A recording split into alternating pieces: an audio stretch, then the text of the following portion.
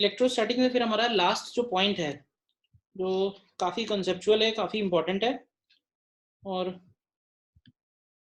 Next time डालते हैं conductors.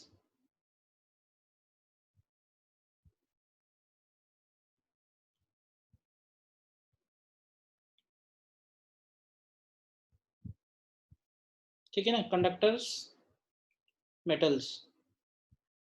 तो सबसे पहले बताओगे कि कंडक्टर्स में और बाकी मटेरियल्स में डिफरेंस क्या है, क्या खास बात है कंडक्टर्स में।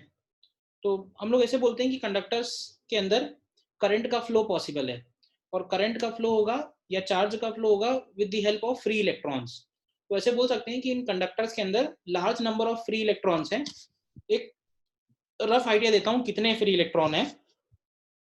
जैसे मान लो कॉपर का अगर एग्जांपल लें, कॉपर होता है 63, ठीक है। और नॉर्मली क्या होगा, जितने भी मेटल है उनमें कम से कम एक इलेक्ट्रॉन कंडक्शन बैंड में जरूर जंप कर जाता है। तो वैसे समझो कि कॉपर अगर हमने लिया हुआ है तो 1 मोल कॉपर के अंदर जितने भी एटम्स होंगे उतने ही फ्री इलेक्ट्रॉन्स होंगे, ठीक है। तो फ्री इलेक्ट्रॉन्स का जो ऑर्डर है वो 10⁻23 का बनेगा। अच्छा, 10⁻23 इलेक्ट्रॉन्स का अगर तुम चार्ज निकालोगे तो उसमें 10⁻−19 मल्टीप्लाई होगा, तो वो आएगा करीब करीब 10⁻4 coulomb. And 10⁻4 coulomb is huge charge, मतलब इतना चार्ज हम कहीं पहुंच ही नहीं पाएंगे प्रैक्टिकली। तो कहने का मतलब है कि मेटल्स के अंदर फ्री इलेक्ट्रॉन्स का नंबर बहुत लार्ज है। ऐसा कभी नहीं होगा कि फ्री इलेक्ट्रॉन्स कम पड़ गए, ठीक है ना। तो पहला पॉइंट इसमें यही आएगा, लिखना इसमें पहला पॉइंट ये लिखेंगे, conductors have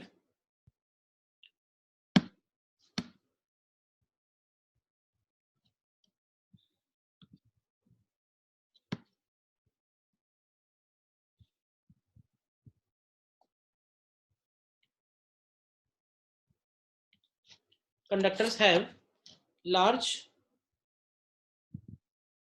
number of free electrons. Conductors have large number of free electrons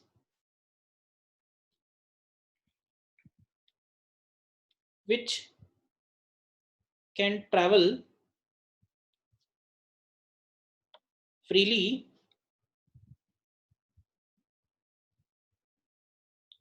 inside the volume as well as on the surface of conductors, ठीक है ना। और दूसरी बात ये कि under normal conditions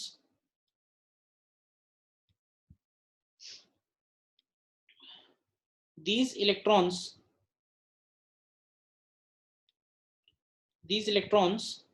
cannot leave the surface of conductor, and hence charge conservation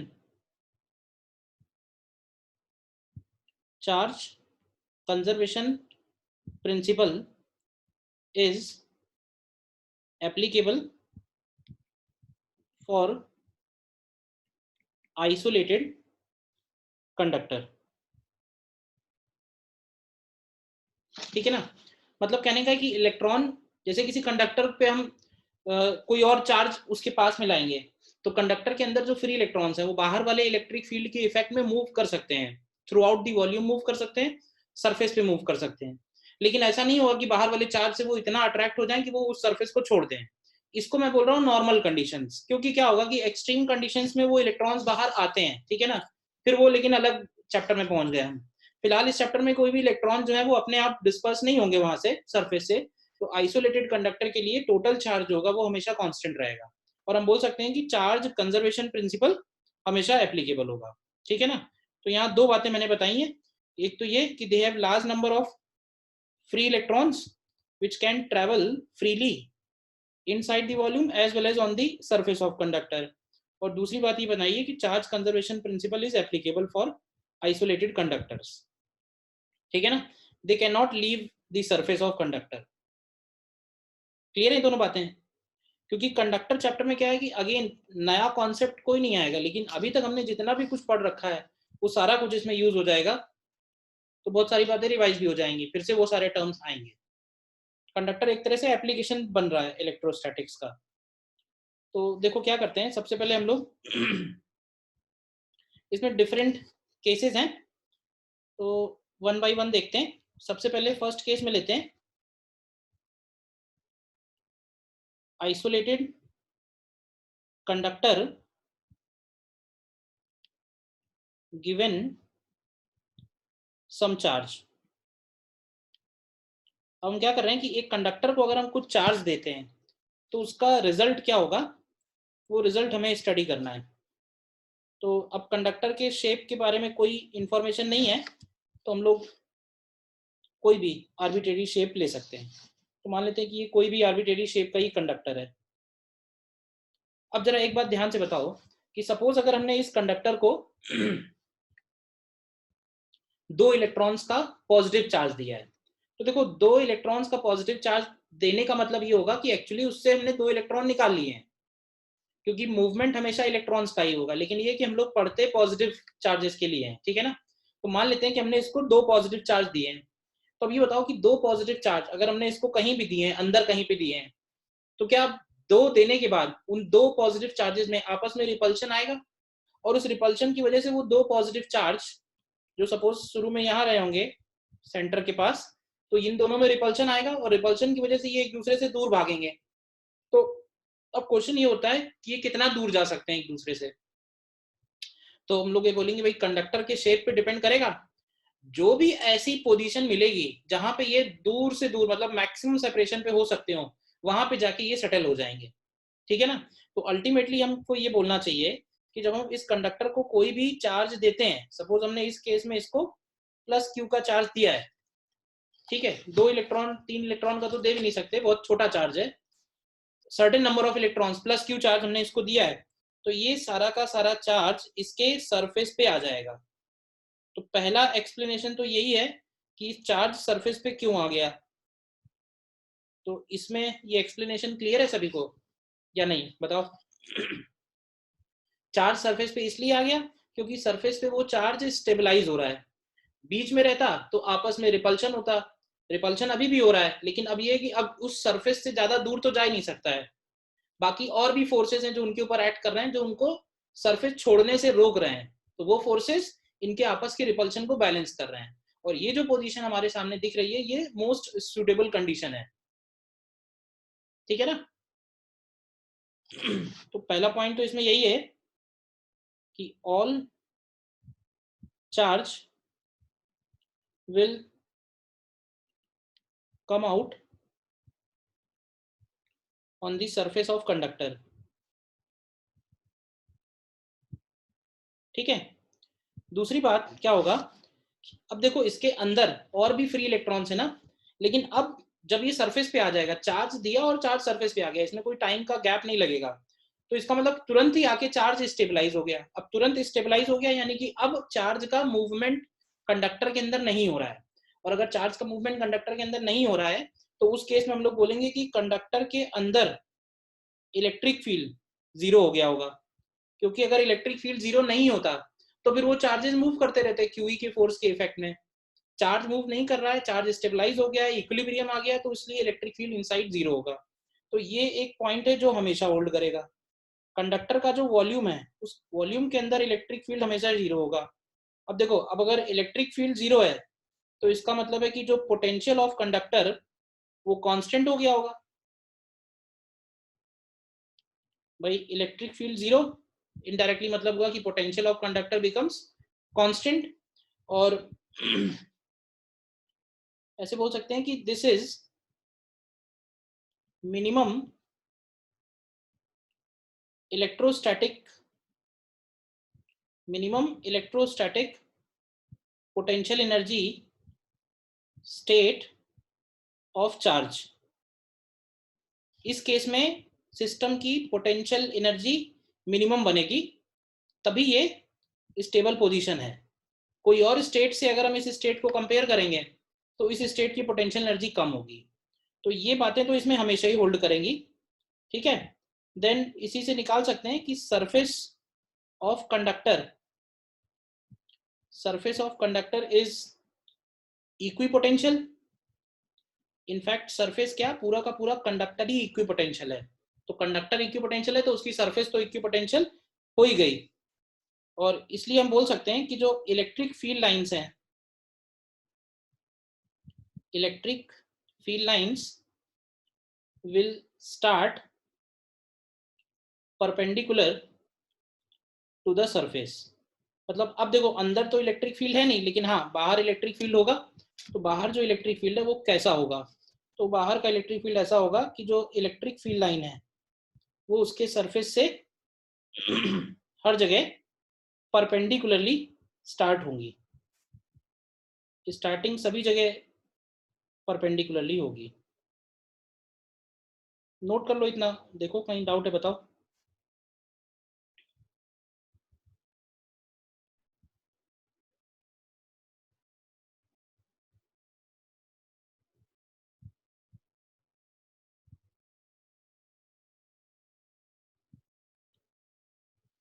ये situation है,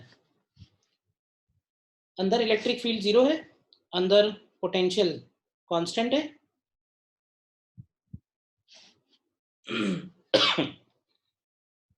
देखो बताओ इसमें पहले पॉइंट में कोई डाउट है तो।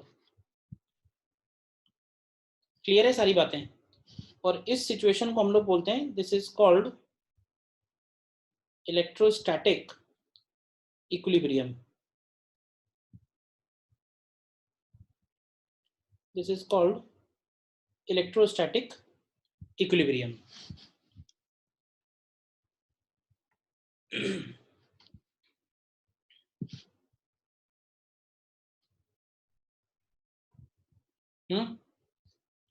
क्लियर है सारी बातें, कोई डाउट नहीं।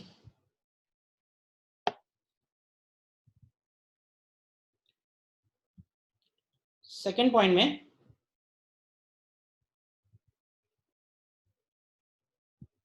Conductor with cavity is given some charge।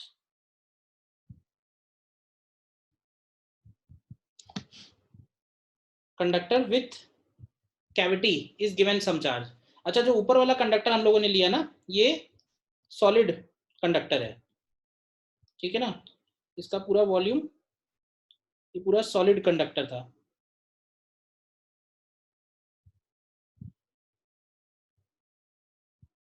इस तरह से अब हम जो कंडक्टर लेना चाहते हैं वो लेना तो ऐसे ही चाह रहे हैं, लेकिन वो सॉलिड नहीं लेना चाह रहे हम।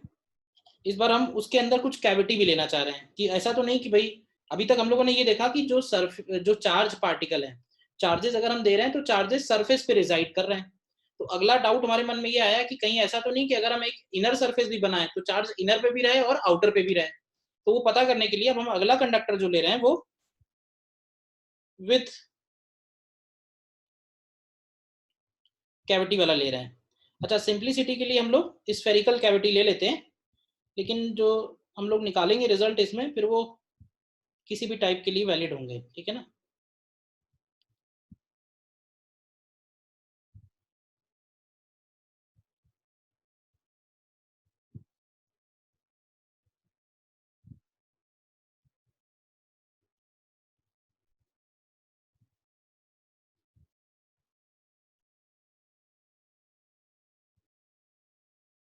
ठीक है ना।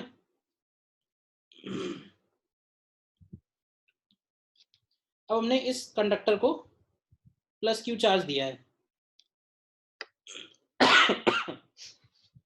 तो अब हमको मालूम तो है नहीं, तो हमने एज्यूम कर लिया। एज्यूम क्या किया, एज्यूम ये किया है कि इस प्लस क्यू में से कुछ चार्ज, लेट से स्मॉल क्यू, अंदर वाले इनर सरफेस पे आ गया है, और बाकी बचा हुआ चार्ज कितना बचा बाकी, तो बाकी बचा इसमें क्यू माइनस क्यू, वो इसके आउटर सरफेस पे आ गया। ठीक है। अब देखो कौन कौन सी बातें हैं जो अभी भी होल्ड करेंगी। तो उसमें एक बात तो यही है कि इसके वॉल्यूम के अंदर इलेक्ट्रिक फील्ड अभी भी जीरो होगा, ई इन अभी भी जीरो होगा, पोटेंशियल कंडक्टर का अभी भी कांस्टेंट होगा। ऐसा इसलिए क्योंकि चार्जेस का मूवमेंट तो रुकेगा ना इक्विलिब्रियम में, और अगर चार्जेस का मूवमेंट रुकेगा मतलब कि इलेक्ट्रिक फील्ड जीरो होगा। हाँ, अब हमें ये निकालना है कि अंदर कितना चार्ज है, तो उसके लिए काम करते हैं। अगर हम ये जो हमने कॉन्सेंट्रिक कैविटी ली है, ये जो कैविटी ली है, इसी के कॉन्सेंट्रिक हम एक गॉसियन सरफेस ले लेते हैं। देखो मैंने एक ये गॉसियन सरफेस बनाया है which is concentric to the conductor.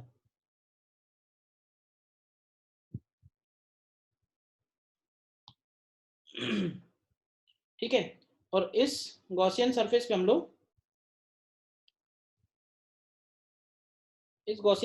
लोग गॉस लॉ अप्लाई करने वाले हैं to find what is Q in. अब जरा ये बताओ कि अगर हम इस गॉसियन सरफेस पे closed integral E dot D S is equal to Q in upon epsilon not लिखें, तो व्हाट इज इलेक्ट्रिक फील्ड, ये गॉसियन सरफेस जिन जिन पॉइंट्स से पास हो रही है उन पॉइंट्स पे इलेक्ट्रिक फील्ड कितना है। तो ध्यान से देखो, तो ये गॉसियन सरफेस कंडक्टर के अंदर से पास हो रही है, कंडक्टर के अंदर से पास हो रही है तो हर जगह इलेक्ट्रिक फील्ड जीरो है। अब इलेक्ट्रिक फील्ड जीरो है तो ये वाला टर्म भी जीरो हो जाएगा, पूरा का पूरा फ्लक्स ही जीरो हो जाएगा, because electric field is zero. तो क्लोज्ड इंटीग्रल ये भी जीरो हो जाएगा, और क्यू इन जो हमने एज्यूम किया है क्यू, तो यहाँ से निकल के आ जाएगा that Q is equal to zero, यानी कि इसके अंदर कैविटी के अंदर कोई भी चार्ज नहीं आएगा। ठीक है ना, और सिचुएशन ऐसी नहीं होगी।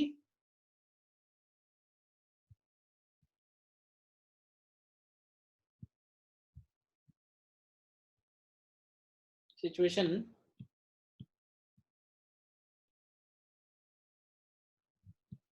सारा का सारा जो चार्ज होगा वो इसके आउटर सरफेस पे ही आएगा। वो तो हमने एज्यूम कर लिया था कि अंदर आएगा, बट अंदर नहीं आएगा, सारा का सारा चार्ज बाहर ही आएगा। और इस बार क्या होगा कि कैविटी के अंदर भी इलेक्ट्रिक फील्ड जीरो होगा, कैविटी के अंदर कोई भी चार्ज नहीं आएगा, और कंडक्टर में तो पहले से ही इलेक्ट्रिक फील्ड वॉल्यूम में जीरो था और पोटेंशियल उसका कांस्टेंट था। तो कहने का मतलब है कि वो जो हम लोगों ने पहला वाला केस किया है, फर्स्ट केस, और ये जो सेकंड केस है, तो फर्स्ट केस और सेकंड केस में कोई भी फर्क नहीं है।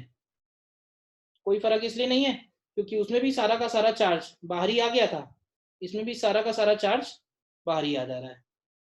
देखो नोट कर लो और बताओ क्लियर है या नहीं है।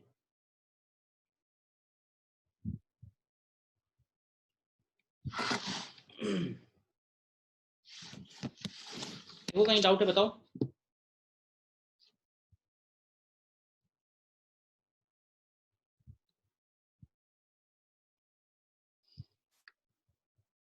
गॉस लॉ से हमने ये प्रूव कर दिया कि उसके अंदर कोई भी चार्ज नहीं रहेगा, जो हमने दिया है उसमें से तो पूरा का पूरा चार्ज बाहर ही आ जाएगा।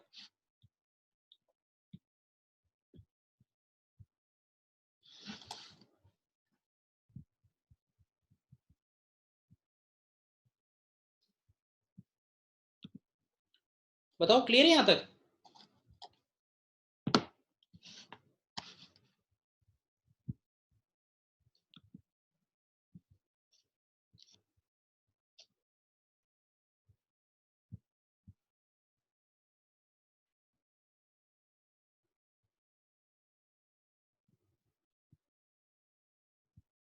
सेकंड पॉइंट,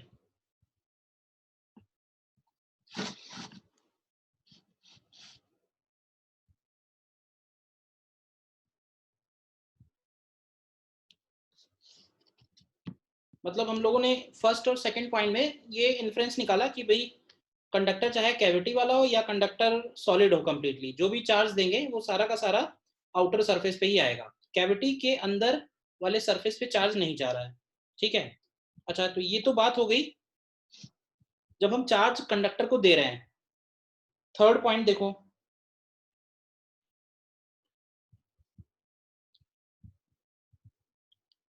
थर्ड पॉइंट में हम लोग थोड़ा और वेरिएशन देखते हैं, और अगला वेरिएशन ये होगा कि conductor with cavity having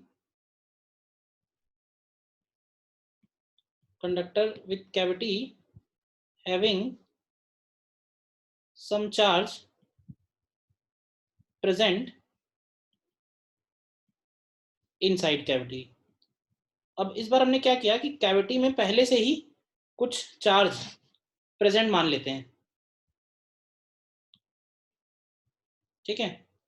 cavity में पहले से ही हम कुछ चार्ज प्रेजेंट ले लेते हैं और सपोज कि कैविटी के सेंटर पे हमने ये क्यू चार्ज पहले से ले लिया है। अब ठीक है, अब ये चार्ज कैविटी के अंदर वहां कैसे पहुंचा ये हमारा क्वेश्चन नहीं है फिलहाल, वहां पे है ये चार्ज, दैट्स इट, ठीक है। और प्लस क्यू पहले से ही है और प्लस कैपिटल क्यू हमने इसको और दिया है, ठीक है ना। तो अब प्लस क्यू पहले से है, प्लस कैपिटल क्यू हमने और दिया है, तो हम फिर से यही काम करेंगे कि पहले हम इसमें एज्यूम कर लेते हैं कि सपोज अब पॉजिटिव है या नेगेटिव है मालूम तो है नहीं, तो सीधे सीधे वैल्यू एज्यूम कर लेते हैं कि सपोज हमने क्या किया, अंदर Q1 चार्ज ले लिया और बाहर आ गया Q माइनस Q1, देखो। और Q1 निकालने के लिए हमारे पास फिर से वही ऑप्शन बचता है, ऑप्शन ये कि हम एक गॉसियन सरफेस लेंगे और इस गॉसियन सरफेस में गॉस लॉ लगा के देखेंगे कि इसके अंदर क्यू इन कितना होना चाहिए। अगेन ये जो गॉसियन सरफेस है ये जिन पॉइंट से पास हो रही है वो इनसाइड पॉइंट्स हैं कंडक्टर के, जहां पे इलेक्ट्रिक फील्ड डेफिनेटली जीरो होगा, पोटेंशियल वहां पे डेफिनेटली कांस्टेंट होगा। ध्यान से समझना, कंडक्टर के वॉल्यूम में तो हमेशा ही इलेक्ट्रिक फील्ड जीरो आएगा, कोई ऐसा केस ही नहीं है जहां पे जीरो ना हो। इलेक्ट्रोस्टैटिक्स मतलब अगर इलेक्ट्रॉन्स यानी चार्जेस रेस्ट पे हैं तो कंडक्टर के वॉल्यूम में तो हमेशा ही इलेक्ट्रिक फील्ड जीरो है। तो अब यहां से जरा बताओ इस बार क्या कहोगे, इस बार closed integral E dot D S, flux तो अभी भी जीरो होगा, तो फ्लक्स जीरो का मतलब है कि क्यू इन जीरो होगा, और क्यू इन जीरो को अगर तुम देखोगे तो Q plus Q one zero आएगा, यानी जो क्यू वन की वैल्यू है वो माइनस क्यू के इक्वल आ जाएगी। मतलब ये हुआ कि अंदर जो हमने रखा हुआ है चार्ज प्लस क्यू, उसके बाहर सामने वाली सरफेस पे उतना ही equal and opposite charge induce हो जा रहा है, ठीक है ना। और उतना ही चार्ज इंड्यूस हो जा रहा है तो फाइनली सिचुएशन क्या बनेगी, फाइनल सिचुएशन क्या बनेगी, तो देखो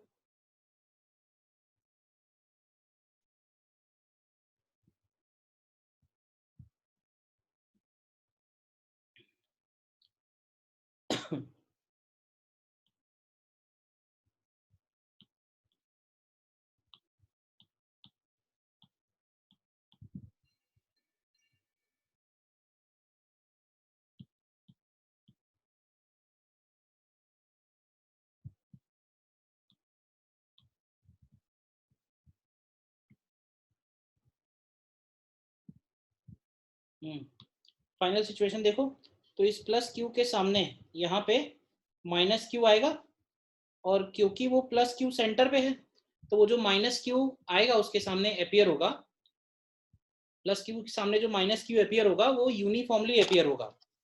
और क्योंकि बाहर हमने दिया इसके ऊपर प्लस कैपिटल क्यू था जिसमें से माइनस क्यू उसके अंदर वाली सरफेस पे चला गया, तो अब जरा बताओगे कि इसके बाहर आउटर सरफेस पे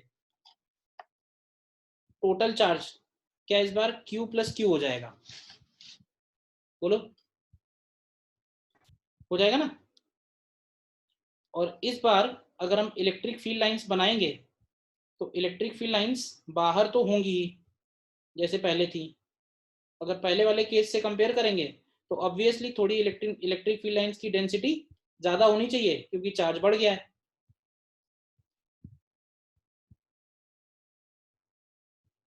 अंदर इलेक्ट्रिक फील्ड के बारे में क्या कहोगे इस बार, कंडक्टर वॉल्यूम में तो इलेक्ट्रिक फील्ड जीरो है ही,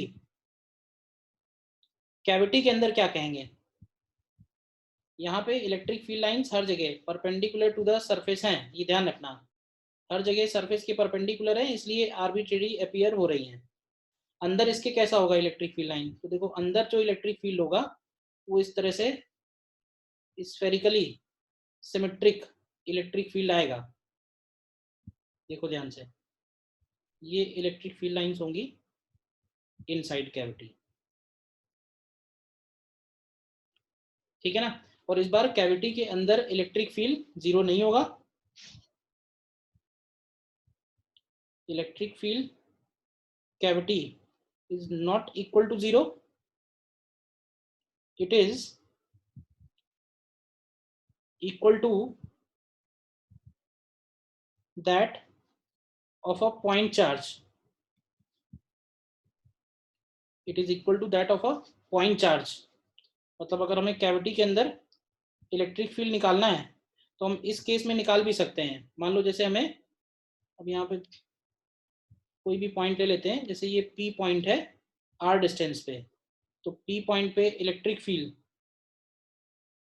बनेगा K Q by R square, मतलब ये पॉइंट चार्ज की वजह से बनेगा, ठीक है ना। वॉल्यूम में अभी भी इलेक्ट्रिक फील्ड हमेशा जीरो ही रहेगा, वॉल्यूम के इलेक्ट्रिक फील्ड का कोई वही नहीं है, वॉल्यूम में तो जीरो ही रहना है,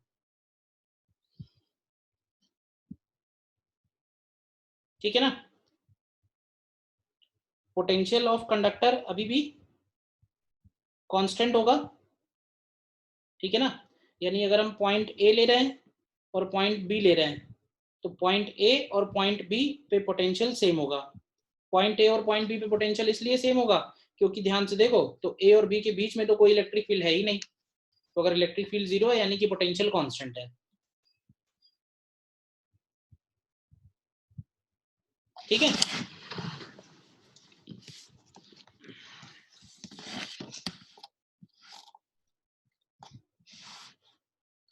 हमसे पूछ सकता है कि what is force acting on plus Q charge kept in cavity, cavity के अंदर जो प्लस क्यू चार्ज रखा हुआ है उसके ऊपर फोर्स के बारे में क्या कहोगे? जीरो होगा, नॉन जीरो होगा? नॉन जीरो होगा तो कौन लगा रहा होगा, बताओगे? कैविटी के अंदर जो प्लस क्यू रखा हुआ है उसके ऊपर फोर्स की वैल्यू, तो देखो कैविटी के अंदर जो प्लस क्यू रखा हुआ है उसके ऊपर फोर्स कौन कौन लगा सकता है, पहले ये डिस्कस कर लेते हैं। तो उसके सामने जो माइनस क्यू अपीयर हो रहा है वो लगा सकता है, या जो बाहर प्लस क्यू है वो लगा सकता है। अब जो सामने माइनस क्यू आ रहा है वो माइनस क्यू आ रहा है यूनिफॉर्मली डिस्ट्रीब्यूटेड, और तुम याद करो हम लोगों ने किया था कि अगर एक शेल है, चार्ज का एक शेल है सिर्फ जिसपे चार्ज यूनिफॉर्मली डिस्ट्रीब्यूटेड है, तो उसकी वजह से उसके अंदर उसका इलेक्ट्रिक फील्ड का इफेक्ट नहीं होता है। तभी हमने यहाँ पे जो ये इलेक्ट्रिक फील्ड लिखा है, इलेक्ट्रिक फील्ड इनसाइड कैविटी, उसमें सिर्फ हमने प्लस क्यू लिया है, उसमें सामने वाला माइनस क्यू नहीं लिया, क्योंकि माइनस क्यू यूनिफॉर्मली डिस्ट्रीब्यूटेड है, उस माइनस क्यू का अंदर इफेक्ट जीरो है, तो वो अंदर कोई भी फोर्स नहीं लगाएगा। अब बात करते हैं बाहर जो चार्ज है यानी कि Q प्लस क्यू, उसकी वजह से अंदर इलेक्ट्रिक फील्ड में कोई कंट्रीब्यूशन होगा क्या? तो आंसर फिर से नो होगा, क्योंकि बाहर वाला चार्ज कभी भी अंदर ट्रांसमिट हो ही नहीं रहा है, वो तो हम सारे केस पीछे देखते चले ही आ रहे हैं। केस 1 और केस 2 में हमने यही तो देखा कि बाहर कुछ भी चार्ज बना रहे उसका अंदर इफेक्ट जीरो होगा, उसकी वजह से अंदर कोई भी इफेक्ट नहीं आएगा, ठीक है ना। तो यहाँ पे इस केस में फोर्स एक्टिंग जीरो बनेगा, ठीक है।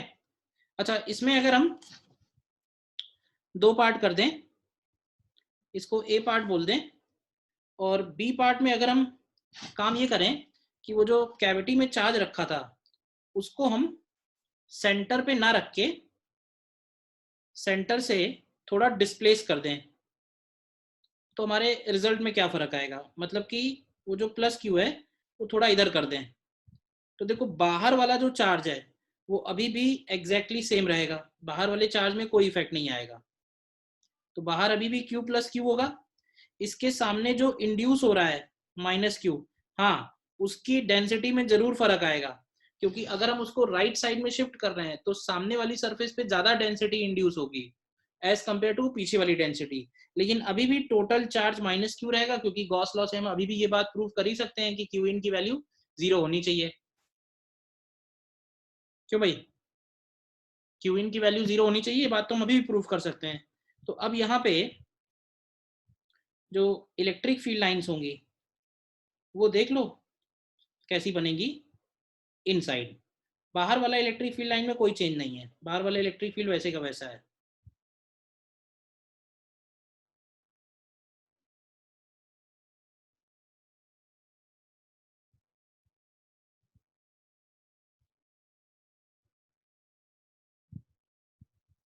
अंदर वाली फील्ड लाइंस अब कुछ थोड़ा चेंज हो जाएंगी, लेकिन होना क्या है कि हमेशा टर्मिनेट तो परपेंडिकुलरली होना है, तो वो भी मेंटेन रखना है। तो ये इस तरह से फील्ड लाइंस हो जाएंगी। उधर डेंसिटी ज़्यादा हो जाएगी, बाकी दूर लेफ्ट साइड में डेंसिटी कम होगी, राइट साइड में थोड़ी डेंसिटी ज़्यादा होगी। ठीक है ना। फील्ड लाइन जितनी भी टर्मिनेट होंगी, पहले भी और अभी भी, वो सरफेस के परपेंडिकुलरली ही टर्मिनेट होंगी, क्योंकि वो जो सरफेस है वो इक्वी पोटेंशियल है। इक्वी पोटेंशियल सरफेस पे हमेशा फील्ड लाइन परपेंडिकुलरली स्टार्ट होगी, परपेंडिकुलरली टर्मिनेट होगी। ठीक है ना। तो इफ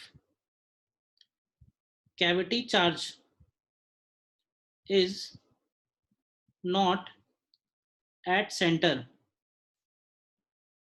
then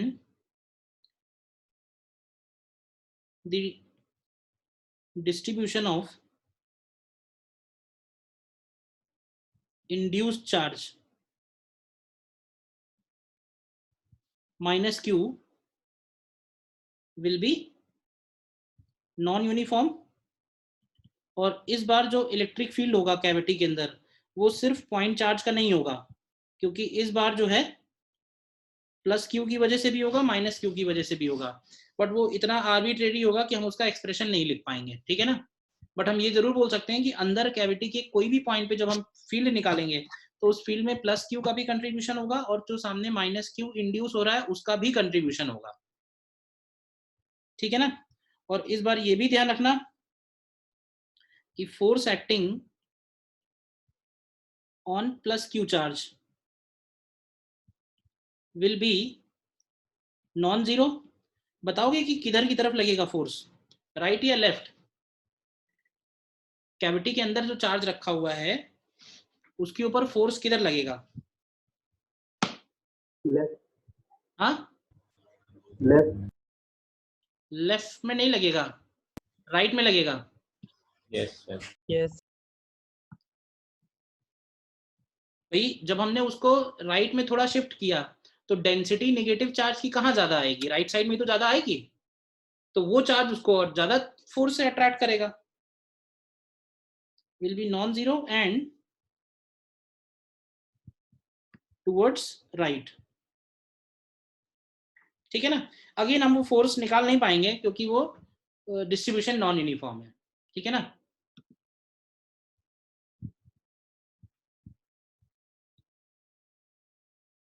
क्लियर है? बोलो।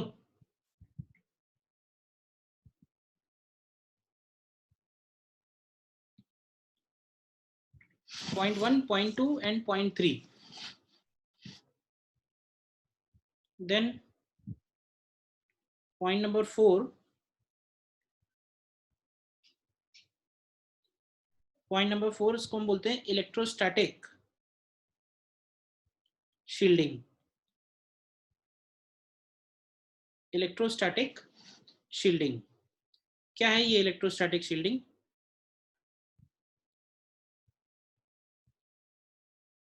सपोज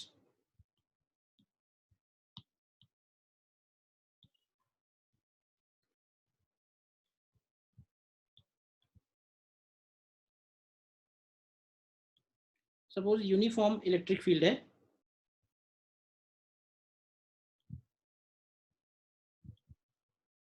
ठीक है ना। इस तरह से यूनिफॉर्म इलेक्ट्रिक फील्ड है, ई एक्सटर्नल। और हम लोग क्या करने वाले हैं कि एक कंडक्टर ले लिया हमने, ठीक है।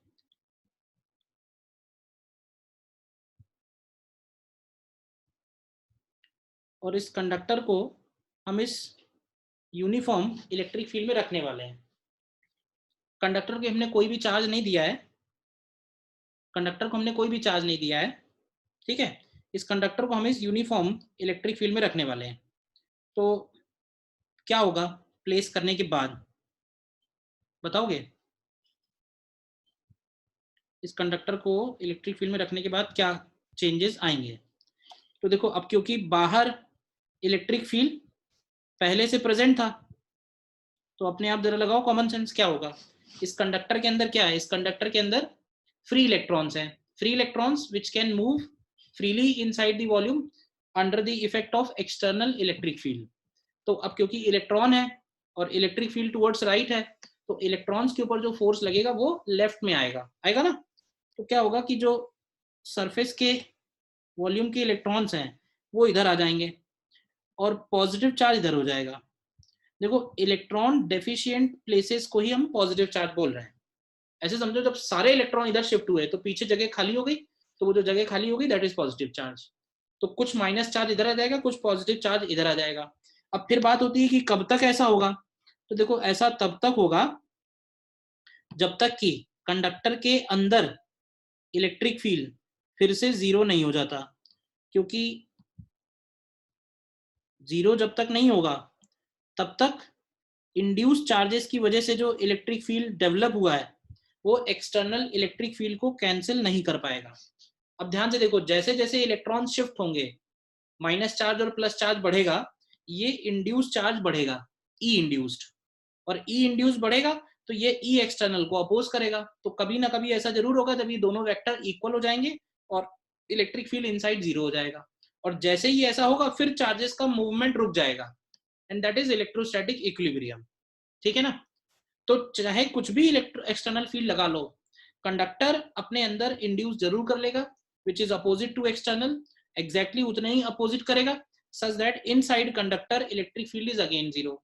अब ये है कि बाहर की जो फील्ड लाइन है वो जरूर थोड़ा सा बदल जाएंगी। अब फील्ड लाइन वैसी नहीं होंगी जैसी पहले थी, क्योंकि चार्जेस आ गए ना। तो अब इसमें ऐसा हो सकता है कि ये फील्ड लाइन इधर इस तरह से टर्मिनेट होने लगेंगी और इधर से इस तरह से स्टार्ट होने लगेंगी।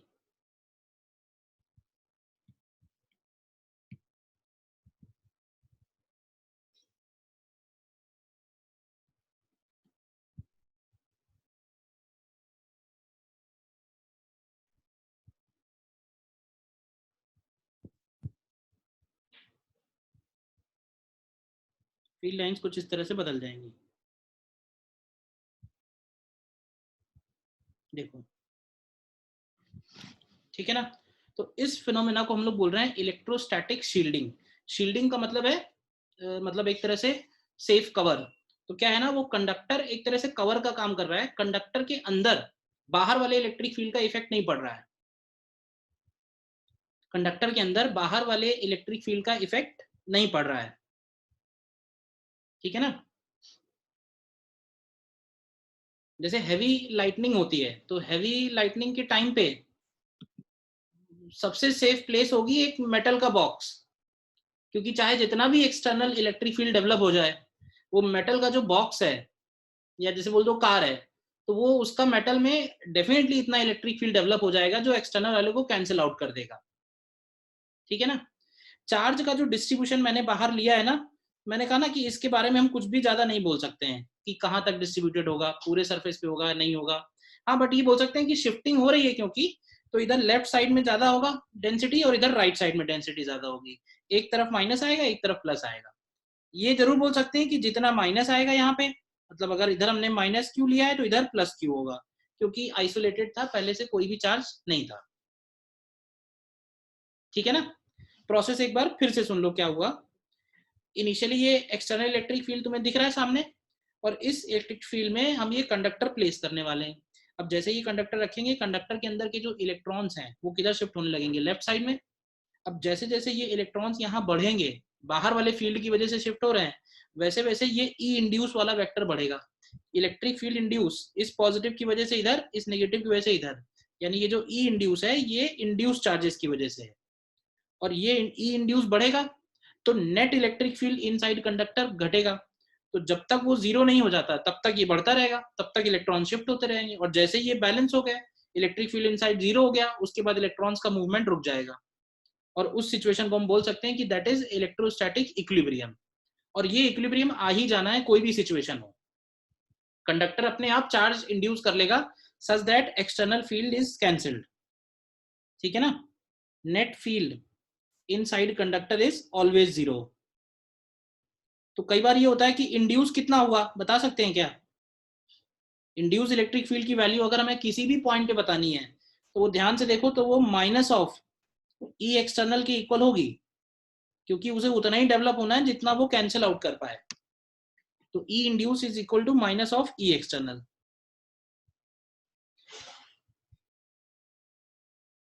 क्लियर है? बताओ, कोई डाउट तो पूछो, लिख लेना इसमें फिर। मैंने conductor is kept in external electric field. When a conductor is kept in external electric field,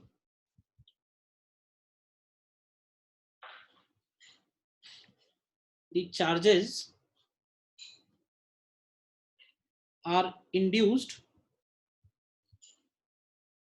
on its outer surface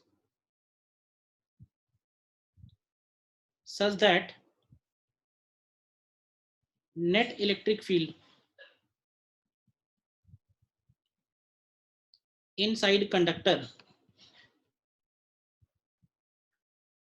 net electric field inside conductor is always zero. Net electric field inside conductor is always zero. So this is known as electrostatic shielding.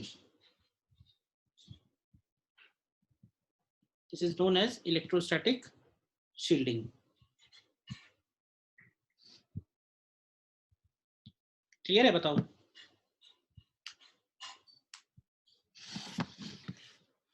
अब यहां तक हमने जो जो बातें की एक बार देख लो पीछे फिर से।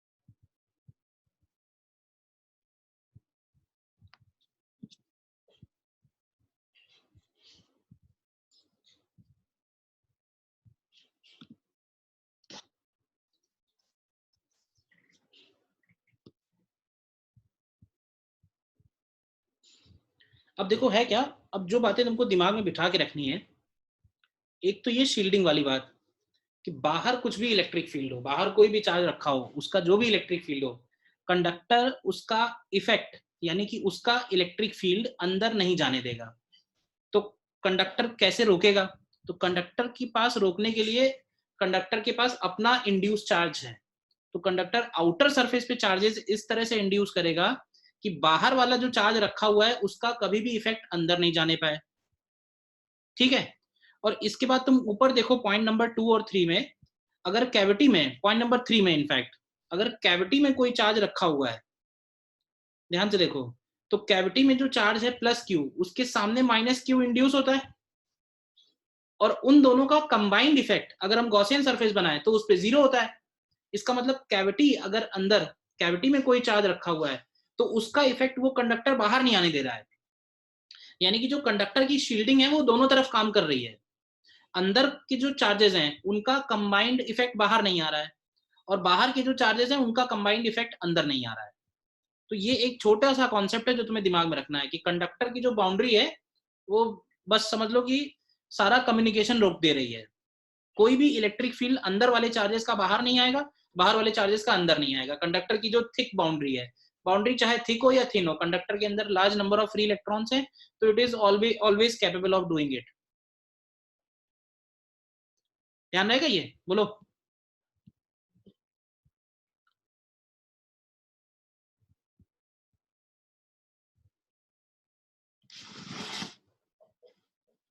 ठीक है ना? देखो एक क्वेश्चन करते हैं इस पे।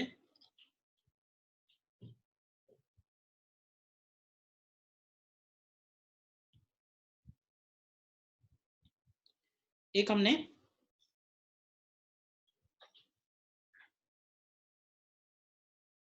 कंडक्टिंग शेल लिया है आर रेडियस,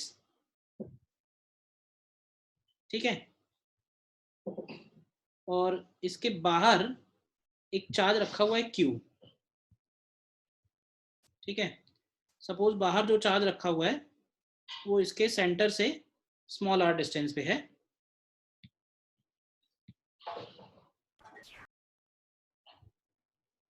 ठीक है, और ये एक पॉइंट पी है जो, सर स्क्रीन फ्रीज हो गई है। एक सेकेंड,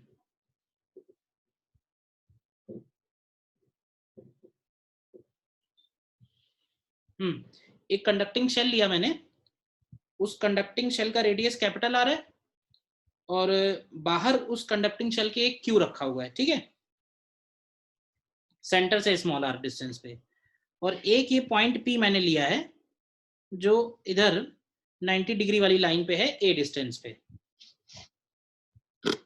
ठीक है। तो हमें इसमें क्या क्या निकालना है, हमें इसमें निकालना है फाइंड ए पार्ट में electric field due to induced charges at C and at P, और बी पार्ट में potential due to induced charges at C and at P। देखो अब इसमें पहले बताओगे कि कहां पे इंड्यूस हो रही है चार्जेस, शेल में चार्जेस कहां इंड्यूस होंगे, इनर सरफेस पे या आउटर सरफेस पे?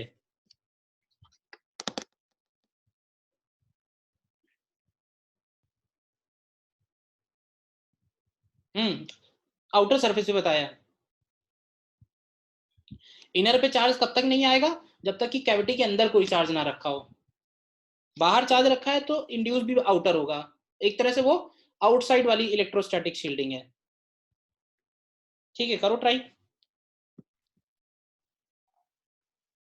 देखो इसमें क्या होगा कि ये जो बाहर प्लस क्यू रखा हुआ है इसकी वजह से इसके इधर राइट साइड वाले पोर्शन पे कुछ माइनस क्यू आएगा, ठीक है, लेकिन कितना आएगा वो नहीं मालूम, और इसके अपोजिट साइड में इधर कुछ प्लस क्यू आएगा, ठीक है, और इस प्लस क्यू और इस माइनस क्यू को ही हम लोग बोल रहे हैं दिस इज इंड्यूस चार्ज, जो बाहर वाले चार्ज के इफेक्ट को कैंसिल करने के लिए प्रोड्यूस हुआ है। अब देखो अगर हमें सी पॉइंट पे चाहिए तो देखो एट सी बताओगे कि नेट इलेक्ट्रिक फील्ड कितना होगा? सर स्क्रीन फ्रीज हो गई फिर।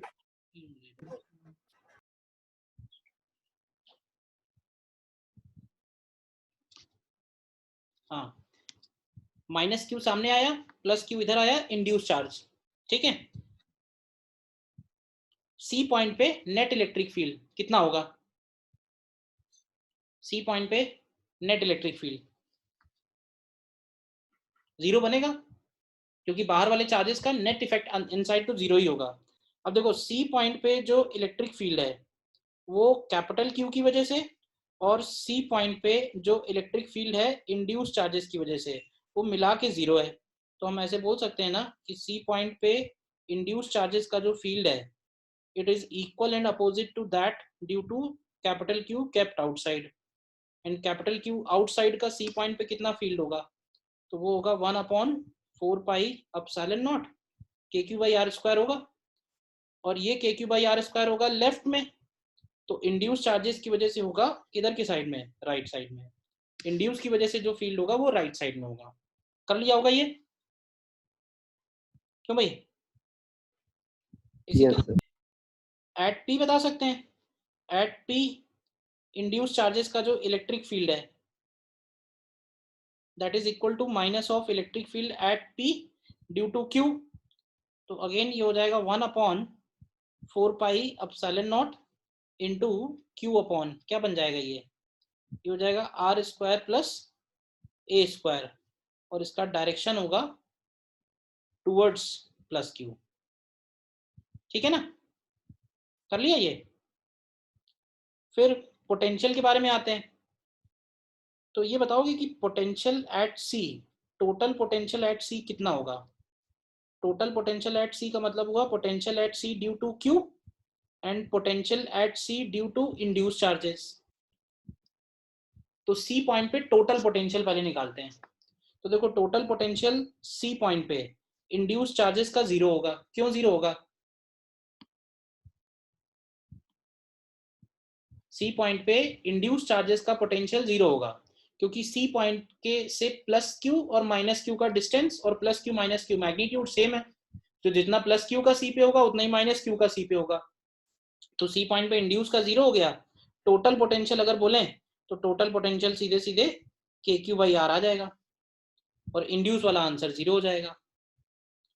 दूसरी बात, पी पॉइंट पे जो टोटल पोटेंशियल होगा क्या वो सी पॉइंट के टोटल पोटेंशियल के इक्वल होगा? क्योंकि इलेक्ट्रिक फील्ड इनसाइड जीरो है। टोटल पोटेंशियल पी और सी पे सेम होगा क्योंकि इलेक्ट्रिक फील्ड नहीं है। अच्छा, पी पॉइंट के पोटेंशियल को लिख सकते हैं ड्यू टू क्यू और पी पॉइंट पे potential due to induced is equal to total potential. तो टोटल पोटेंशियल आ गया के क्यू बाई आर। तो यहाँ पे ध्यान से देखो, पी पॉइंट का पोटेंशियल क्यू की वजह से क्या लिखेंगे? तो क्यू की वजह से लिखेंगे K Q upon under root of R square plus A square plus P point पे इंड्यूस्ड की वजह से and this is equal to total potential यानी के क्यू बाई आर। तो यहाँ से देखो इनडायरेक्टली हमको पी पॉइंट पे इंड्यूस चार्जेस का पोटेंशियल मिल जाएगा। It is K Q into 1/r minus 1 upon under root of R square plus A square. देखो अच्छा क्वेश्चन है, देखो ध्यान से, क्लियर है या नहीं?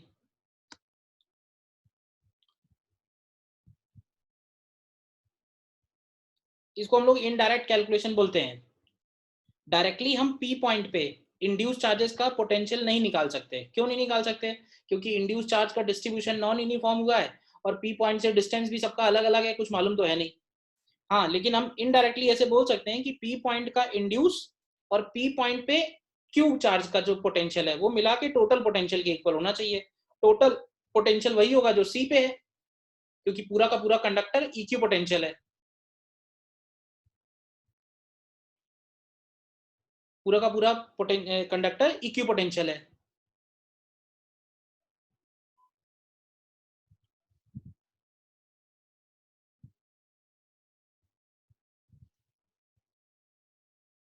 ठीक है, बताओ कोई डाउट है इसमें? तो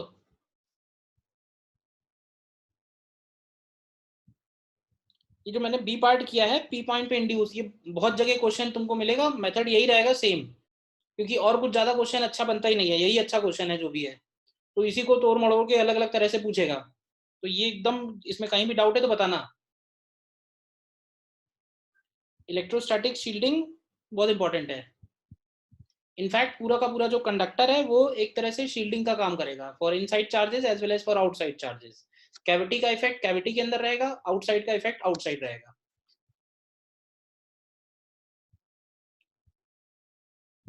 ठीक है, ऑल क्लियर?